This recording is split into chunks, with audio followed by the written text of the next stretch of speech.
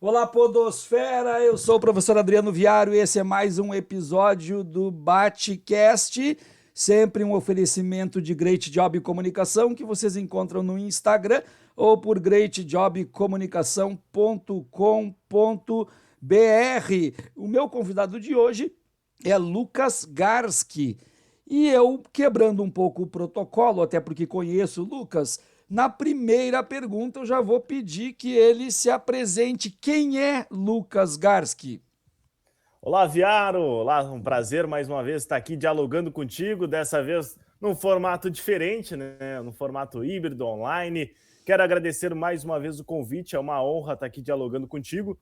Eu sou o Lucas Garski, sou jornalista formado pela Unifim, tenho 25 anos, trabalho há 3 anos na Rede Pampa de Comunicação, fazendo parte da Rádio 104, Rádio Grenal, Rádio Caiçara, Liberdade, de tudo um pouco. Todas as rádios eu faço parte. E há 5 anos trabalho na Rede Marista na parte da comunicação. Passei por Marista Graças, Marista Champanhar e há 3 trabalho no EJA do Colégio Marista Vetorello, onde tive o prazer de dividir sala contigo. Exatamente onde a gente acabou se conhecendo num projeto maravilhoso que a Rede Marista tem. Lucas, eu queria começar o bate-papo contigo perguntando como é que é justamente transitar por diversos ambientes distintos do rádio, dentro da mesma empresa, como tu falou, mas com públicos completamente diferentes. Como é que é isso? Tem que desligar uma chave e começar a outra? Cai uma ficha, sobe a outra, sai o Lucas de uma rádio de um estilo, entra o Lucas de outra, ou efetivamente o Lucas é alguém que transita em todas essas áreas? É um desafio muito grande, Viaro. Um desafio que eu levo assim para o resto da minha vida. E agradeço demais a oportunidade da Sabrina Freitas, que foi quem me contratou, porque quando eu entrei na Rede Pampa, foi muito diferente, assim, porque eu entrei com uma vaga através do Facebook. Sempre Uhum. tive o sonho, né, de trabalhar com rádio, com TV, jornalismo, na parte do esporte. E aí eu estava trabalhando e tal, mandei uma mensagem no Face e me candidatei. Aí fui fazer o processo seletivo e dei uma mancada assim na primeira. Ela perguntou: sabe o que é a unidade móvel? Daí eu, deve ser para reportar o trânsito, os acidentes, como eu sempre vi na Uhum. Gaúcha, por exemplo. E ela, isso também é, mas a nossa é unidade móvel de entretenimento, é de levar brindes para os ouvintes, interagir. E aí eu fui me encaixando na vaga. Eu sempre fui muito comunicativo, assim, gosto de lidar com o público, conversar. A minha namorada até brinca, por onde eu passo, eu fico batendo papo. E se deixar, eu passo o dia inteiro conversando, um assunto vai fluindo no outro. E aí, na rádio, efetivamente eu comecei na 104. E eu era muito encabulado, assim, para fazer os vídeos, porque é diferente, né? Tu tem que ir pra rua, daí tá um monte de pessoas ali passando e tal, tu começa a gravar. Hoje eu tô aqui, quero entregar brindes. Então isso foi muito difícil para mim no início, assim, porque eu nunca tinha tido a experiência fora da faculdade. Então eu fui migrando, fui aprimorando, fui estudando bastante. Eu, me inspiro muito no Hans, da Rádio 92, onde me deu várias dicas, o alemão, da Rádio 88. Então foram inspirações. E aí, como o Lucas foi se moldando a isso? O Lucas da 104 tinha que fazer 104 de manhã e às quartas-feiras Caiçara à tarde, onde é da mesma empresa, mas são rádios diferentes. A 104 é muito mais jovem e a Caiçara muito um pouco mais do público mais que fica mais idoso, mais em casa, que fica assistindo. Então são maneiras diferentes de se comunicar. E aí eu fui me moldando conforme os comunicadores. O André Araújo da Caiçara ia me dando liberdade, fui conversando na 104, mas o grande desafio daí para mim foi quando eu tinha que fazer rádio Grenal, por exemplo, ou rádio Pampa, que são rádios de informação. Então o Lucas era muito alegre. O Lucas, hoje eu tô aqui com a unidade móvel para entregar tal brinde. E na rádio não, é. Hoje a rádio Pampa tá aqui para informar. Então foi um grande desafio, assim, quando eu tinha que entrevistar prefeitos, por exemplo, porque eu tinha uma vibe muito para cima, ficar animado, e não, tinha que ser um cara sério, centrado, com calma. Então eu fui me moldando, estou aprimorando isso ainda hoje. Hoje estou efetivo na Rádio Grenal há praticamente um ano. Tenho o programa, participo todos os dias da manhã, das 7 às 9, com Café com Futebol. E é algo que me toca, assim. Então, quando leva para a informação, leva para o esporte, é o que eu tenho um pouco mais de facilidade de trabalhar, porque é algo que eu sempre sonhei, sempre cresci estudando isso. Mas é um grande desafio, sim, poder sair de uma rádio, por exemplo, da Grenal às 9 da manhã e fazer móvel a 1 da tarde com a 104 e voltar para fazer rádio Caiçara. Então tem que sempre virar a chave assim, agora é um, agora é outro, calma, pezinho no chão, vamos de novo. Eu acompanho teu trabalho nas redes, eu acho incrível até que tu tem inclusive narrado futebol e narrado futsal também, então São coisas completamente distintas. Eu te pergunto assim, Lucas, dentro do país que a gente está vivendo e do mundo que a gente está vivendo e com todas as polêmicas que nós estamos vivendo, como é que funciona hoje a grande quantidade de comunicadores que não estão na rádio, mas sim na internet, diretamente na internet? Isso de alguma forma cria alguma dificuldade para quem está no rádio tradicional? O ouvinte está abrindo mão de um para o outro ou está ouvindo os dois formatos, tanto o podcast, tanto o YouTube quanto a rádio? Como é que tu percebe isso hoje, ou melhor, quando tu conversa com os mais experientes que viveram intensamente o rádio tradicional, daquele ouvinte que tinha um radinho de pilha que levava para o jogo ou que levava no ônibus, e agora isso muito mais conectado, isso é conversado nos bastidores, isso causa o tipo de apreensão, isso causa uma felicidade por estar com um alcance maior. Como é que tu vê esse mundo hoje? Eu vejo que a comunicação está cada vez mais efetiva, ganhando espaço, muito mais visibilidade, né? Tanto que muitos comunicadores da velha guarda, podemos dizer, vêm criando canal no YouTube, vêm criando canal no Instagram, vêm postando vídeos, porque a tecnologia chegou para nos ajudar, Viário. Eu vejo isso, não são empecilhos. Um não pode. Tu faz canal no YouTube, tu não pode trabalhar na rádio. Não, muito pelo contrário, eu vejo que as duas conversam e vêm para agregar. Eu vejo que o rádio, sim, todo mundo fala, o rádio não vai mais existir daqui a tanto tempo. O rádio hoje, querendo ou não, é o primeiro veículo de comunicação que tu consegue dar informação em tempo real. Aconteceu um acidente aqui na esquina, tu liga o telefone, entra ao vivo na rádio para informar. Então a internet tem essa facilidade, mas o rádio atinge todo mundo. Porque o rádio, quando tu tá passeando de carro, tá escutando rádio, tá trabalhando, tu liga uma musiquinha, quer ficar informado, vai ali, sintoniza. E eu vejo que o rádio nunca vai deixar de existir. Eu acredito nisso, tem essa filosofia comigo. E os veículos alternativos, rádio web, Spotify, canal no YouTube, vem vindo para agregar. Todo mundo sabe que o meio da comunicação é um meio muito fechado. Tu conseguir entrar numa empresa de rádio, tu conseguir entrar num veículo de comunicação é difícil, porque quem está lá não quer sair, porque se acostumou, tem o seu público e faz porque ama. Por exemplo, eu amo trabalhar com rádio e com TV. É o meu sonho, então eu estou cada vez mais me guiando para isso. E quem faz o canal alternativo faz para tentar ganhar uma graninha diferente e para tentar atingir um outro público, para tentar fazer com que isso se torne realidade. E é algo que está crescendo cada vez mais. Eu vejo que as duas conversam, vêm para se completar e tem espaço para todo mundo. O mercado hoje na internet tem crescido muito, muito mesmo. E, por exemplo, tem influencers digitais que têm mais alcance que muitas rádios. Fala aqui do Rio Grande do Sul, por exemplo. O Baldasso é um grande exemplo. É um que era do veículo tradicional, hoje ainda trabalha na Bandeirantes, na TV, mas o canal do YouTube ele é uma das referências aqui de Porto Alegre. É umas referências do estado do Rio Grande do Sul, né? Ele tem um acesso gigantesco. Quando tu falaste assim que quem está no meio de comunicação não quer sair e porque ama o que faz e é muito difícil de entrar por causa disso, eu sou a prova viva, porque eu me formei em radialismo pela antiga Fundação Padre Landel de Moura no início dos anos 2000, porque o meu sonho era ser narrador de futebol desde criança. Aí eu me formei em radialismo, tive como professores os gigantes do antigo Guerrilheiros da Notícia, o Sérgio Reis do Guerrilheiros foi meu professor também. E eu acabei, como ali eu já estava com um filho pequeno e tudo mais, eu não tinha a possibilidade de brigar efetivamente por esse espaço e acabei indo então para outros pontos, mas sempre tive uma certeza na minha vida, que eu ia trabalhar com a voz. Eu ia trabalhar com a voz e por isso acabei sendo professor, palestrante e tudo mais. E hoje no podcast, de certa forma, eu brinco de radialista, que é algo que sempre foi meu sonho desde pequeno. E aí eu quero. Talentos tem de sobra, né? Eu sempre gostei, sempre foi a minha área que eu gostei, e eu acho que a gente tem que fazer aquilo que a gente tem um pouco de aptidão, né, para fazer isso. Lucas, na parte do futebol especificamente, quem são as tuas referências no jornalismo esportivo?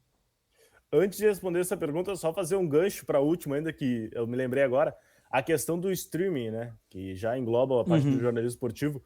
Hoje eu narro futebol, narro pelo Bairrista junto com a Federação Gaúcha, uma parceria, onde não tem contrato com nenhum narrador, é tudo freelancer. E a gente conseguiu transmitir, por exemplo, todo o Campeonato Gaúcho da segunda divisão, mais a Copa FGF, que estão acontecendo. As semifinais acontecem esse final de semana agora, dia 14 e 15 de novembro. Então, é um meio que está crescendo muito e que abre o leque, né? Por exemplo, eu fiz o curso de narrador esportivo em 2019. Daí veio a pandemia, acabei ficando zerado. E no início de 2021, eu falei para minha namorada, vamos fazer alguma coisa diferente, preciso me botar no mercado, preciso mostrar que eu sou narrador. E aí eu me ofereci para narrar campeonato de futsal em Viamão. Aí o que eu fazia? Minha namorada pegava o telefone, ficava com o tripézinho segurando e eu engatava o fone de ouvido aqui do lado. E aí ela ficava mostrando a quadra e eu narrando. E aí, isso me abriu um leque de oportunidades. Aí comecei a narrar para o Jaú, para o canal do YouTube, até que veio a federação. Então é um meio que te dá a possibilidade de crescer na internet e te dá visibilidade muito grande, né? Por exemplo, eu jamais imaginaria que em janeiro eu narrando no meu telefone, hoje, em novembro, eu estaria narrando na Federação Gaúcha de Futebol, a segunda divisão do Campeonato Gaúcho. Então, Sim. cara, é a realização de um sonho, assim, para mim, sabe? Meu pai ligar a TV no YouTube, tá eu ali narrando o jogo, por exemplo, Sim. Bagé versus Grêmio. Então, isso é muito gratificante, assim.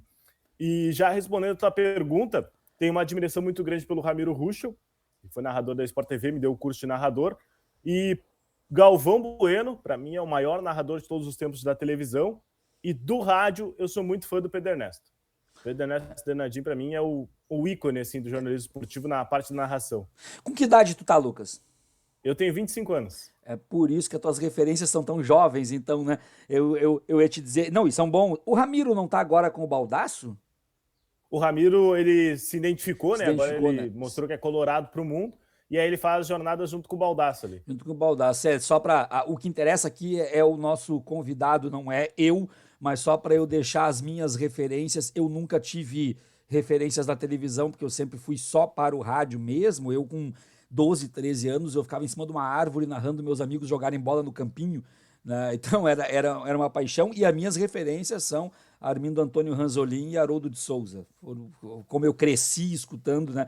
E o Ranzolin era um monstro, cara. O Ranzolin era eu, embora seja colorado, para mim a narração mais marcante do Ranzolin é do título do Grêmio da Libertadores de 83. Aquela narração, quando ele grita, eu pedi que acreditassem, eu disse que acreditassem, eu jamais deixei de acreditar. Narração essa que, inclusive, foi colocada numa música do Engenheiros do Havaí, Amanheceu em Porto Alegre. Tem no fundo, inclusive, esse pedaço da narração. O Ranzolin era efetivamente um monstro.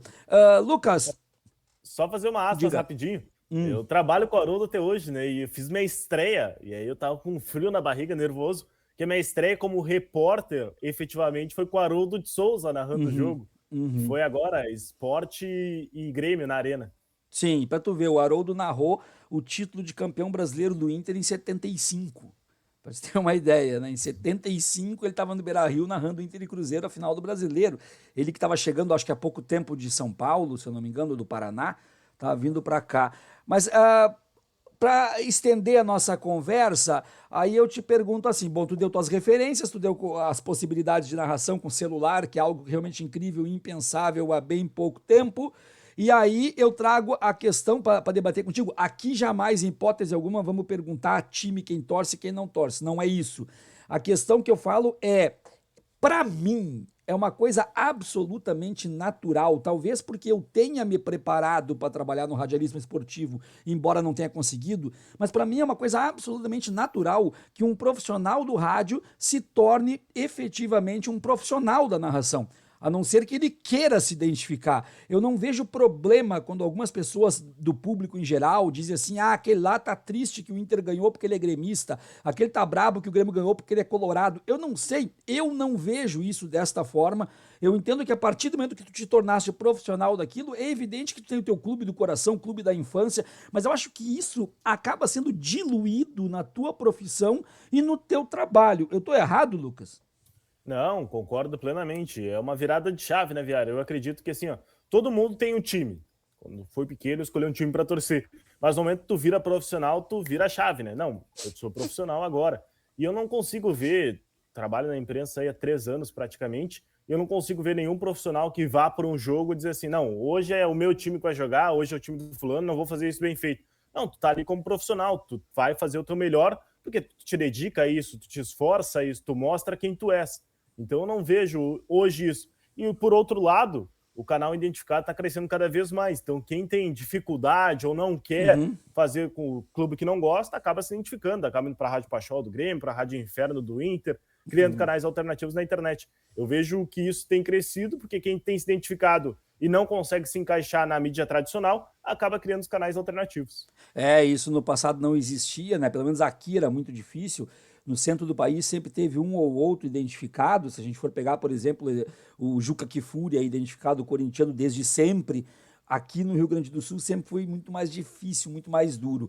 Lucas, em Sim, tanto relação... que Paulo Santana e Kenny ficaram muito tempo na imprensa como sendo Sim, os únicos identificados, né? os únicos identificados, exatamente. A gente foi ter outros identificados que foram aqueles que saíram dos clubes para trabalhar na imprensa, né? Pegar o Cacalo, por exemplo, o Guerrinha. O Guerrinha não trabalhou no clube, mas o Guerrinha veio de outra área, não veio do futebol, ele veio do hipismo, né? Ele veio não é do hipismo, como é que é?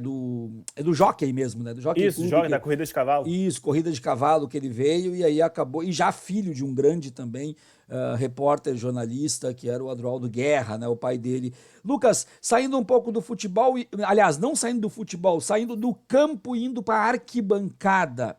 O torcedor hoje, ele é um torcedor diferente de se lidar nas entrevistas pelo fato dele também estar mais conectado ou não muda grande coisa? Eu me refiro assim, antigamente eu estava chegando no Beira-Rio com meu pai, eu pequeno, o repórter que estava entrevistando a chegada da torcida estava entrevistando pessoas conectadas no radinho chegando no estádio. Hoje, o repórter que entrevista o torcedor, esse torcedor ainda é aquele torcedor que está chegando informando-se pelo radinho, ou ele já é um torcedor que já vem com a informação do Twitter, com a informação do Facebook? Eu quero te perguntar, ele é mais informado que o torcedor de antigamente, ou o torcedor é tudo igual sempre? Não, o torcedor tem sempre a paixão como principal objetivo, né? Vai para o estádio querendo estar sempre muito bem informado do seu clube e quer ver a vitória do time do coração. Então tem os dois tipos eu ainda encontro hoje. Faço repórter de torcida, tem as pessoas que chegam com o radinho, querendo ouvir o narrador, porque tem o prestígio pelo Haroldo, pelo Pedro, querem chegar escutando a voz de quem marcou a sua infância e que dá a emoção para o espetáculo. E tem os mais jovens que chegam através do telefone, no Twitter, e aí perguntam: ah, fulano vai jogar hoje? Ciclano foi relacionado? Então tem dos dois tipos, mas a paixão é o principal. E é muito bacana entrevistar o torcedor, porque tu vê o sentimento, a vontade ali.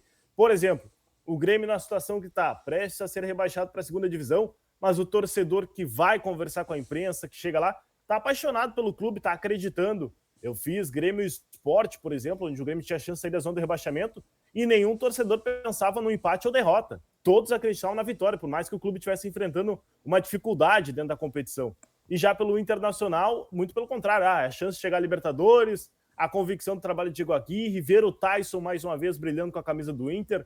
Eu tive no último Grenal e foi muito bacana assim essa experiência de poder estar diante da torcida, porque foi um Grenal histórico, né? Primeira vez no estado que tem um Grenal de torcida única. Uhum. E o torcedor parecia ter ganhado um título ao vencer o Clássico Grenal, podendo ver um dos seus maiores ídolos, que é o Tyson, marcar o gol da vitória. Então o final do jogo era comemoração, era ruas de fogo, era foguetório e a música tradicional que o Grêmio ia jogar a Série B. Então foi muito legal isso, porque além deles comemorarem a vitória, conseguiram tocar corneta no rival. Me diz uma coisa, Lucas, como é que está a repercussão da briga no Grenal entre repórteres? Eu te pergunto assim, não o que a gente acompanhou na imprensa, porque daí eu acompanhei, todo mundo acompanhou, mas nos bastidores, o que vocês conversam, ou existe conversa entre vocês e repórteres de outro estado, do centro do país? O que se fala? E isso está sujando, de certa forma, a imagem do Grenal? Porque a gente vê que é uma sequência de confusões nos últimos Grenais. Como é que está sendo conversado isso? Aqui na imprensa gaúcha, a gente tem que o clássico é o maior do país, e inclusive um dos maiores do mundo. Então a gente está muito acostumado, né, com os Grenais da década de 70, 80, 90, onde, entre aspas, o pau comia, perdão da palavra.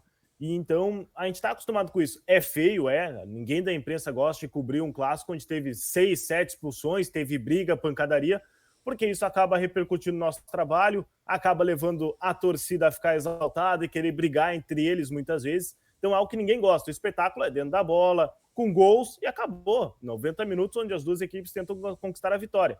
Acaba repercutindo, sim, negativamente dentro da imprensa, a gente acaba tentando descobrir o porquê que gerou isso, porquê que gerou aquilo, mas o centro do país acaba não nos questionando muito, porque eles entendem que é a cultura do futebol gaúcho. É um futebol mais aguerrido, é um futebol mais brigado, e que tem um espírito muito mais uruguaio e argentino do que do próprio futebol brasileiro.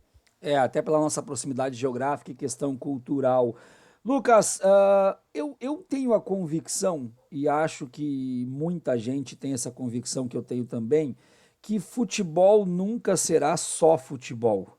Não é. Existem outras coisas. O futebol, na verdade, é um microcosmo da sociedade e ali dentro acontecem todas as manifestações, todos os problemas centralizados. O repórter, ele consegue perceber no futebol, no ambiente do futebol, arredores do estádio e campo, as questões que hoje estão em pauta e que estão tensionando o campo social. O repórter consegue ver as questões de machismo, de racismo, de LGBTfobia, as questões de lulismo, bolsonarismo.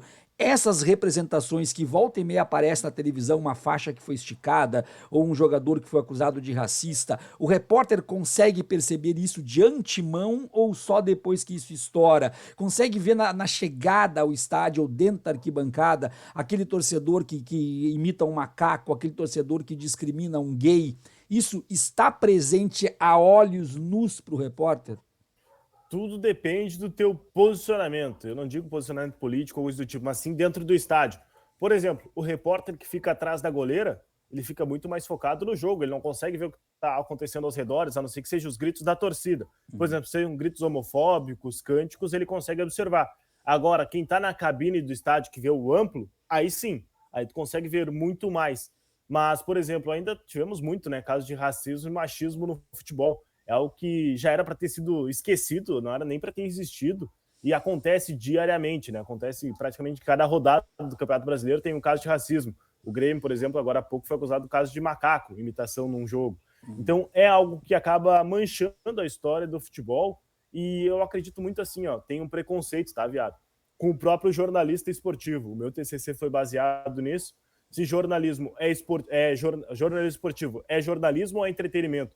Que muitas pessoas pensam, o jornalista que está ali está fazendo entretenimento, está fazendo um show, um evento, e não tem capacidade de fazer jornalismo. Muito pelo contrário.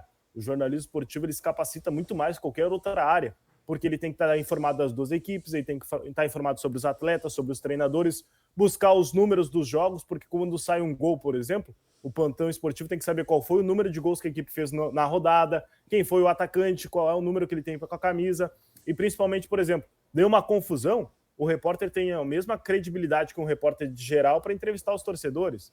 Então tem muito preconceito ainda, não só dentro da imprensa, como na sociedade, com o jornalista esportivo, que acredita que o cara que está ali, o profissional trabalhando, não é capacitado para fazer jornalismo, e sim entretenimento. Mas muito pelo contrário, tem a mesma formação e a graduação que qualquer outro jornalista.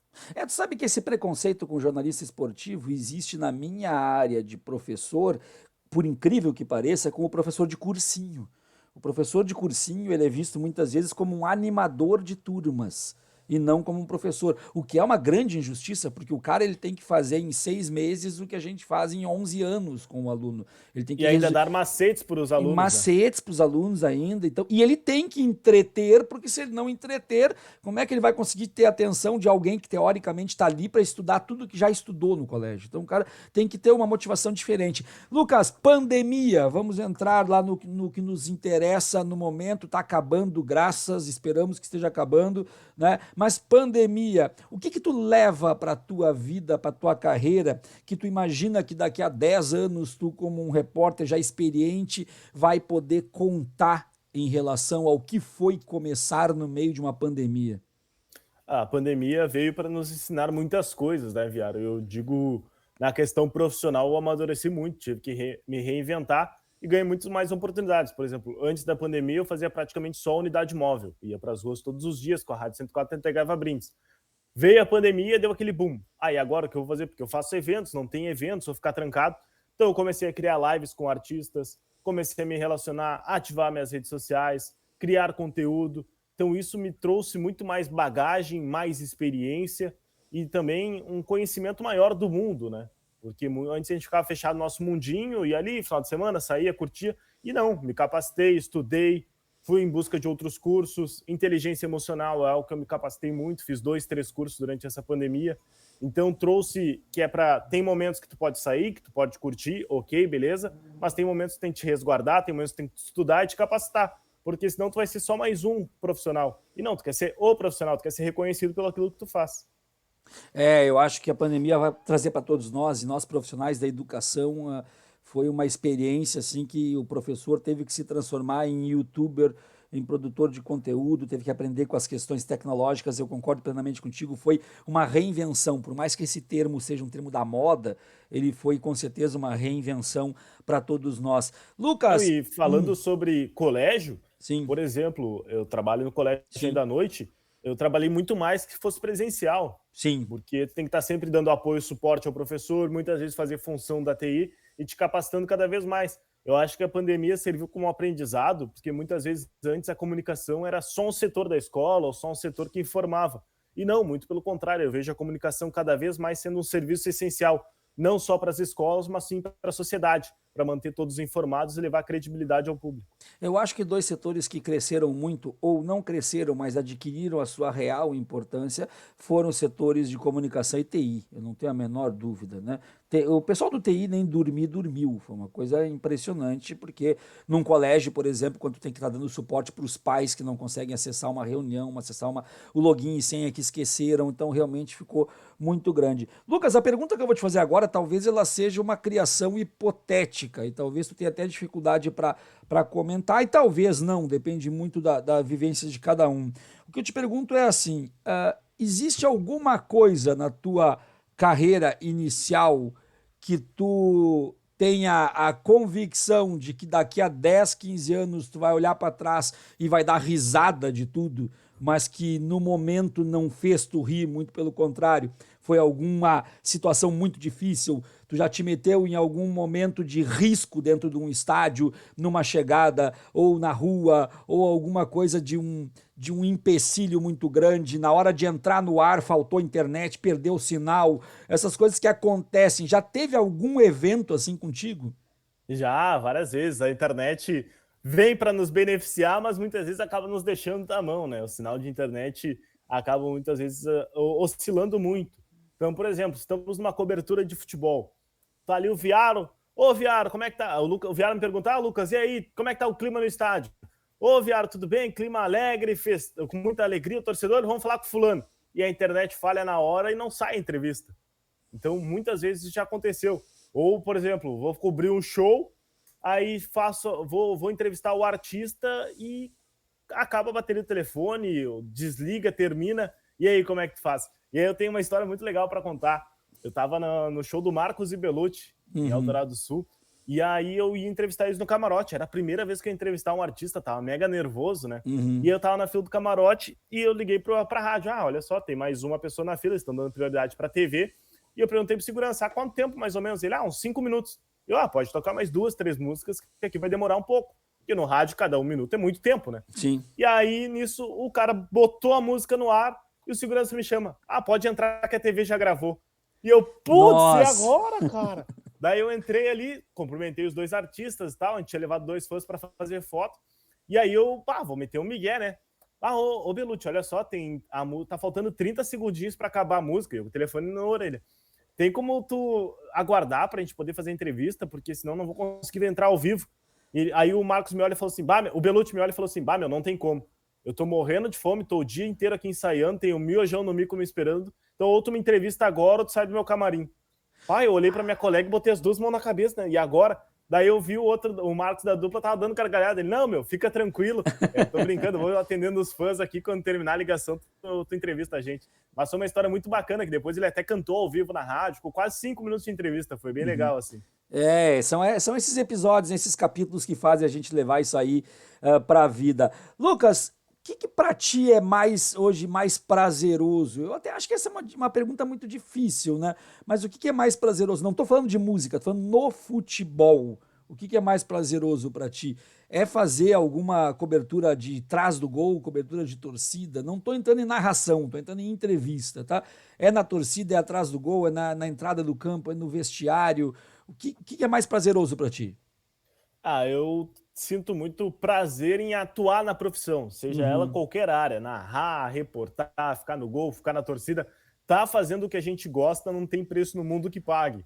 E é a realização de um sonho, né? Porque eu comecei a trabalhar no esporte, e aí até peculiar, né? Fui fazer jornalismo por conta da minha mãe. Porque eu sempre joguei videogame desde a infância e ficava narrando, eu jogando videogame. E minha mãe falava, tem que ser narrador, tem que ser narrador. Eu, que narrador? Isso aí eu não gosto, tem que ter muita qualidade e tal. E aí eu fui tentar ser jogador de futebol, fui jogando, machuquei. E aí eu, e agora o que eu vou fazer? Eu vou fazer jornalismo. E aí fui para a parte do esporte, graças à minha mãe, agradeço ela até hoje, que eu trabalho nessa área. Mas para mim, tá dentro do jornalismo esportivo, poder olhar no final de semana, tá ali teu nome na escala de um jogo, é muito gratificante, seja plantão, seja repórter, seja para fazer só rede social, poder atuar na área que eu sempre sonhei é muito gostoso. Mas se tivesse que escolher uma, com certeza seria atrás do gol, porque tu poder reportar ao vivo, sair o gol, tu dizer como é que foi a jogada, descrever, falar que a torcida tá pulsando, tá em festa, não tem preço no mundo. Atrás do gol me lembra muito o Regis Rezin, com as participações que ele fazia, que ele gravava O até profeta. ele gravava até dar certo, né? E aí quando dava certo ia pro ar. Aquilo ali realmente revolucionou, ele criou uma forma, né? Lucas, a arquibancada vazia por pandemia, ela deprime o repórter? É bastante chocante, assim, porque tu tá acostumado, tu cresceu vendo um estádio cheio, tu entende que é uma realidade diferente, que é necessário, né? Foi necessário por muito tempo não ter torcida. Eu, por exemplo, ainda sou contra ter, por exemplo, 100 mil torcedores em São Paulo, no Rio de Janeiro, se a gente ainda está enfrentando a Covid-19. Eu acho que pode ter público, desde que seja reduzido, até porque tu não tem que pensar só na torcida, só de quem está no ambiente do estádio, mas sim a locomoção. Por exemplo, trens, ônibus, tu não pode ter 25, 30 mil torcedores no estádio e aí depois as paradas cheias, ônibus lotados, o pessoal poder ir embora. Mas deprime sim o jornalista, porque tu ouve todos os gritos, né? Muitas vezes, quantas vezes a gente não viu histórias de jornalistas contando que estavam cobrindo Série B e o time estava punido por não ter torcido, tu ouviu o grito do juiz, o grito do treinador. E hoje isso a gente pôde vivenciar por quase 1 ano e meio, né? Tu vê o treinador gritando, o jogador reclamando, e aí o DJ com aquele som a alto volume, que, na minha opinião, não motiva nenhum jogador, né? É a mesma coisa que tu for jogar bola na esquina de casa e botar um radinho de som ligado. Eu me lembro em 2004, eu tive na Bombonera vendo Inter e Boca pela Copa Sul-Americana, foi 4-2 pro Boca, e eu me surpreendi porque mesmo com a Bombonera cheia, eles tinham um sistema de som para quando a torcida estava abalada, eles colocavam o sistema de som, a torcida erguia e eles tiravam o sistema de som. 2004, na Bombonera, eles tinham isso. Lucas, me conta uma coisa, Lucas. Falta o repórter, jornalista, cara de rádio, de campo, falta tempo para a vida particular, falta tempo para a família, a família, namorado, amigo, noiva reclamam, fica cada vez mais conectado, porque o repórter ele tem que estar ligado na notícia agora, porque se ele der a notícia amanhã já não serve de mais nada, é agora. Falta tempo, Lucas? Falta sim, Viado. O jornalista que quer seguir a profissão, quer trabalhar na área, principalmente a questão do esporte, quando se matriculou na faculdade já sabia, né? Não vou ter final de semana, não vou ter feriado. Porque final de semana é quando acontecem os jogos e feriado tem que trabalhar. Então, a família tem que ser muito parceira, tem que entender a tua realidade. Por exemplo, a minha namorada, um beijo para a Alice, inclusive, sempre pegou junto comigo, me incentivou. Por exemplo, eu faço a federação, faço freela aos finais de semana. Ela, não, vamos lá, vai, te candidata para vaga, vamos junto, eu pego o telefone e filmo, como foi no futsal. Então, ela sempre me incentivou a seguir o meu sonho. Meus pais também sempre acreditaram em mim, entendem. Por exemplo, eu tenho ficado muito mais em Porto Alegre que Viamão, que é onde moram meus pais.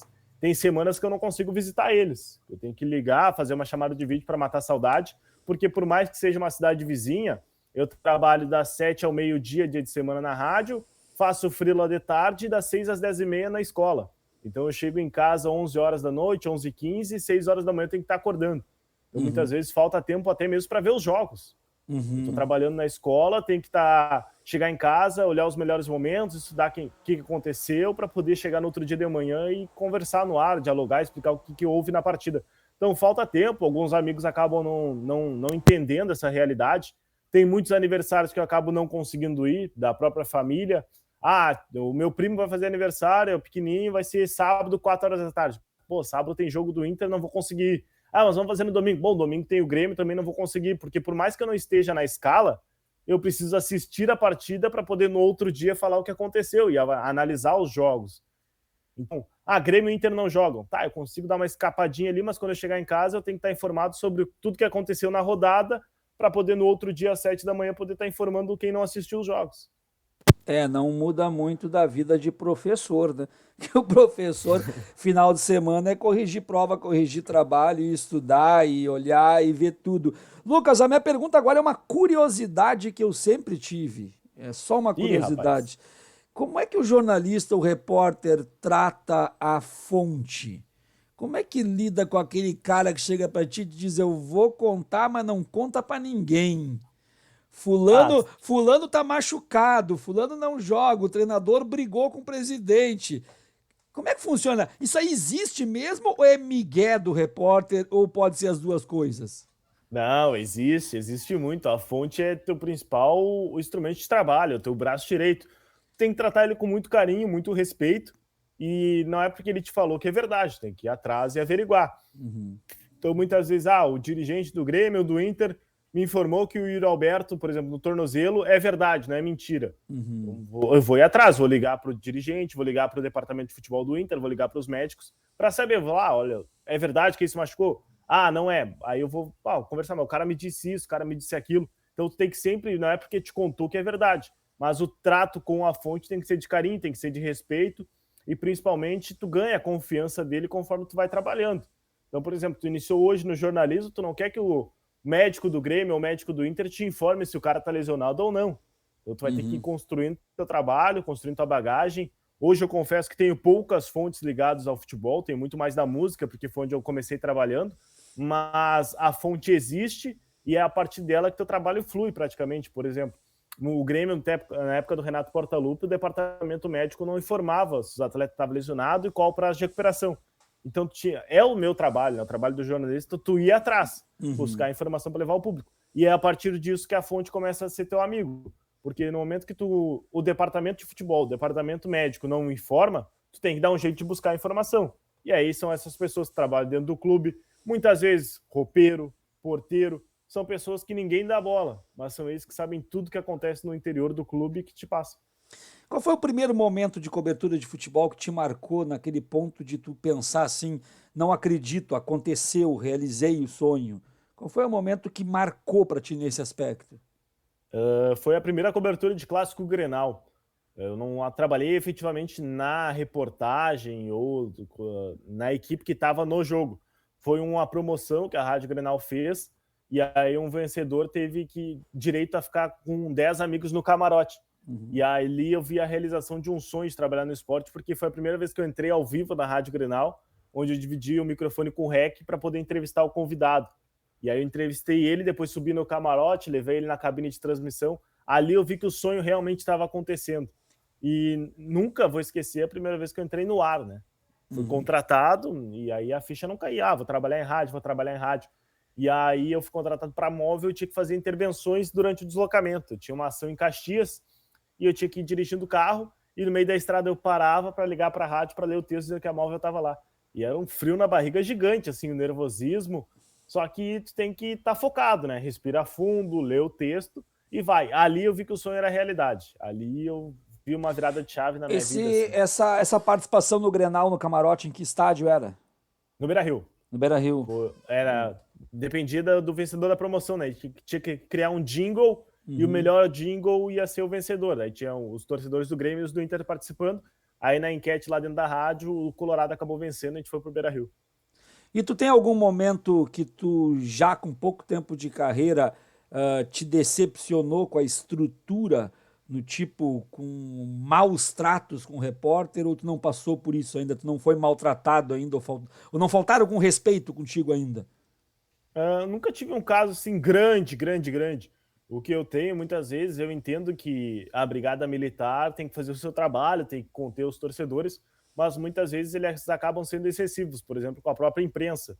Eu trabalhei no Clássico Grenal, onde vinha chegar o ônibus do Grêmio e o ônibus do Inter. Uhum, E aí passou o ônibus do Inter, eles mandaram ficar num cantinho ali. Eu fiquei ali filmando e tudo mais, e o do Grêmio ia entrar pelo outro lado. uhum. E aí tinha os jornalistas de outras emissoras perto do ônibus já para chegar e os policiais não deixavam sair do meu cantinho. Eu falei, olha, eu só quero passar para lá para ficar junto com os outros repórteres, trabalhando assim como eles, e quero fazer os vídeos e cobrir para poder informar na rádio. Não, tu vai ficar aí porque eu tô mandando. Eu não faltei com respeito algum e eles começaram a ser mega agressivos comigo na forma de falar e com autoridade, com a arma na mão. Eu entendo que eles têm que conter os torcedores, mas assim como eles estavam trabalhando, eu também estava trabalhando querendo fazer o bem pro meu serviço. Não fiz nada demais e eles foram arrogantes comigo. Eu já passei por algumas situações dentro de estádio de futebol como torcedor e teve uma que me marcou muito, foi um Inter e Fluminense.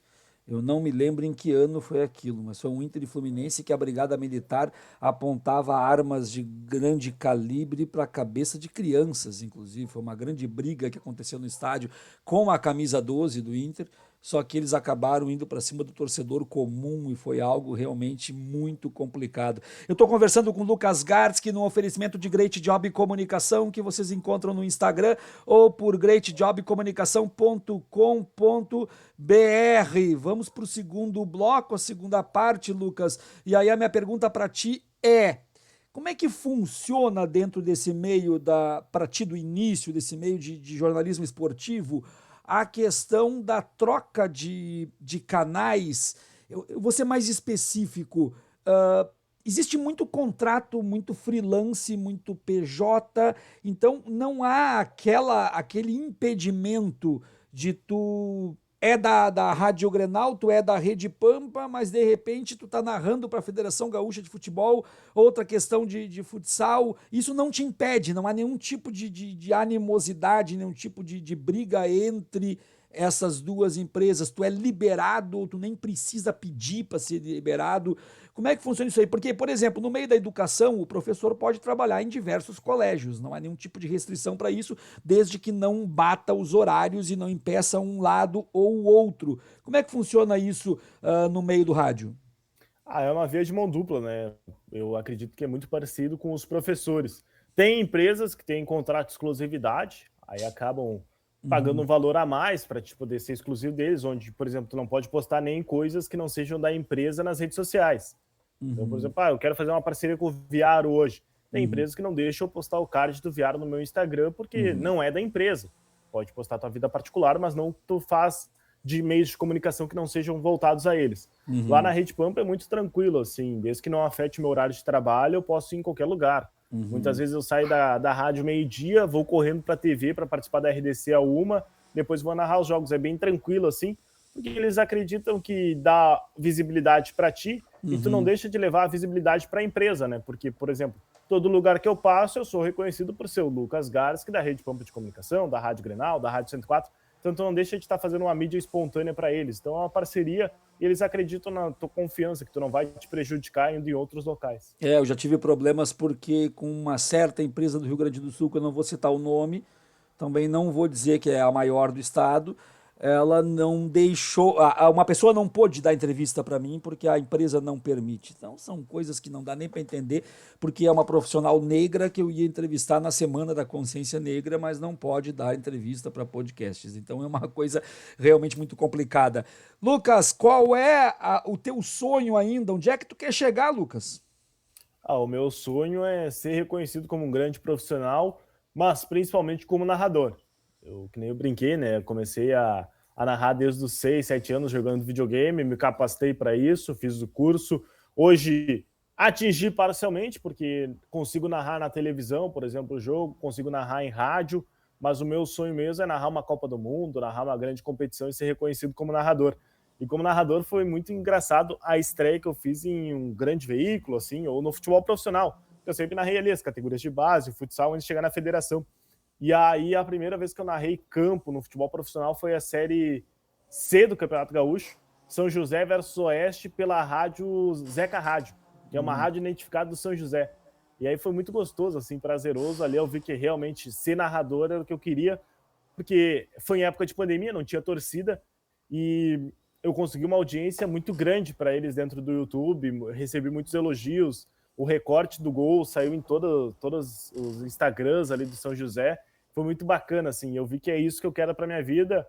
Aí depois veio a oportunidade da federação, consegui narrar. Eu tenho uma brincadeira até com o Passo Fundo, onde o Passo Fundo estava brigando para não cair para a Série C do Campeonato Gaúcho, né, para a terceira divisão. E na Copa era o contrário. Na Copa ele é o líder, um dos principais candidatos ao título. E eu narrei 5 jogos deles na Copa, 5 vitórias. Aí no Instagram eles até brincaram, tu não quer narrar a divisão de acesso para nos dar uma sorte, já que tu é nosso pé quente. Então é muito gostoso, assim, tu ser reconhecido no interior pelo teu trabalho. É realmente o nosso futebol do interior que carece de muitas coisas, né? Carece de muita atenção, de muito investimento também. Tu falaste que teu sonho é ser narrador, narrar uma grande Copa, narrar um grande evento.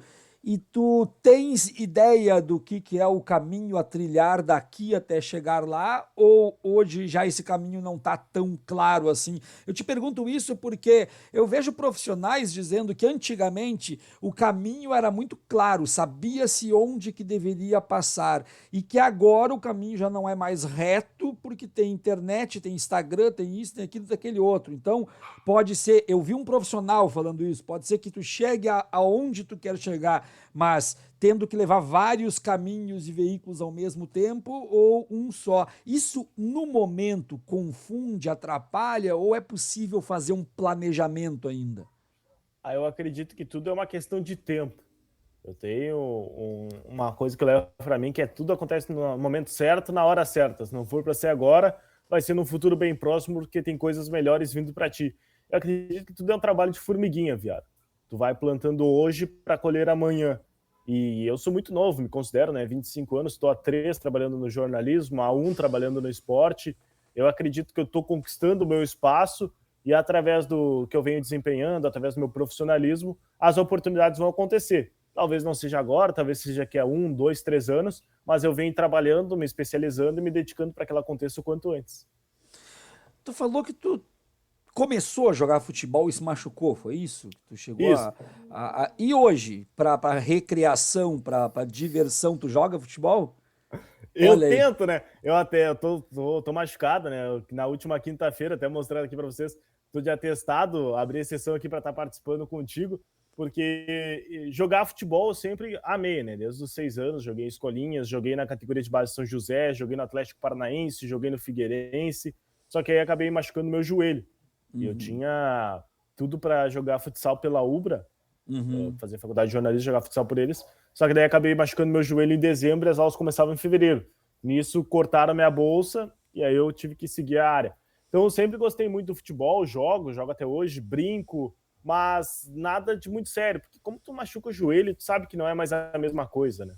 E na uhum, época que eu machuquei o joelho, por exemplo, foi em 2013 e eu não tinha plano de saúde.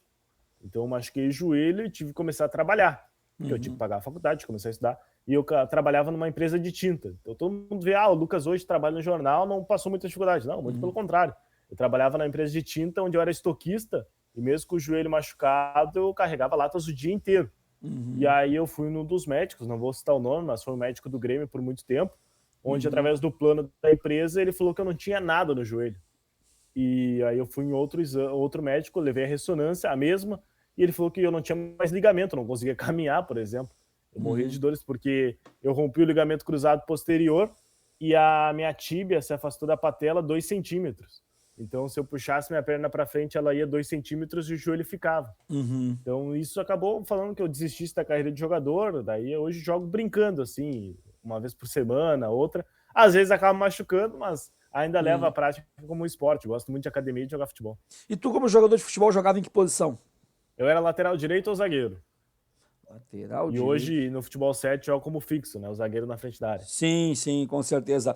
Lucas, nós estamos nos caminhando para o final da nossa conversa aqui e tem uma questão que eu não poderia deixar de perguntar para ti nesse meio que a gente está vivendo hoje em dia. Existe facilidades ou dificuldades, restrições ou discriminações para quem é jovem e está começando nessa carreira? Sempre tem. Muitas vezes, por tu ser jovem, tu acaba perdendo oportunidades ou não recebendo as oportunidades. Eu tive recentemente, no meu primeiro emprego, antes de eu ser efetivado, eu era estagiário e aí eu fiz estágio de outubro até agosto. E aí a minha chefe, eu entrei em outubro, em dezembro a minha chefe pediu demissão. E aí eu fiquei fazendo todas as funções como estagiário até agosto do outro ano lá, onde eu ia me formar. E aí todo mundo falava, não, o Lucas vai ser efetivado, ele tá fazendo todas as funções, ao invés de trabalhar 6 horas, trabalhando o dia inteiro. E aí o que aconteceu? Chegou em julho do outro ano, a meu chefe me chamou e falou assim, olha só, a gente está contratando um outro profissional. Alô? Acho que E aí, travou. aquilo me frustrou muito, né? Porque eu fiquei praticamente 1 ano trabalhando, fazendo toda a função, conseguindo dar conta de todas as demandas, e por conta da minha idade eu não pude ser efetivado. Isso acabou me chateando, mas ao mesmo tempo me deu experiência, aprendi muito mais, e aí saí daquele local e fui para outro, onde fui efetivado num local muito maior também. Para finalizar, o que o Lucas diz para quem está no ensino médio pensando em ser repórter esportivo? Estude bastante, nunca desista, tem muitos caminhos a serem percorridos, mas assim, ó, a persistência é o principal, viado. Tu não pode desistir. Se alguém te disser que não, não dá bola. Vai atrás, corre atrás do teu sonho, porque ninguém pode te dizer não. Só vai desistir se tu mesmo não acreditar em ti.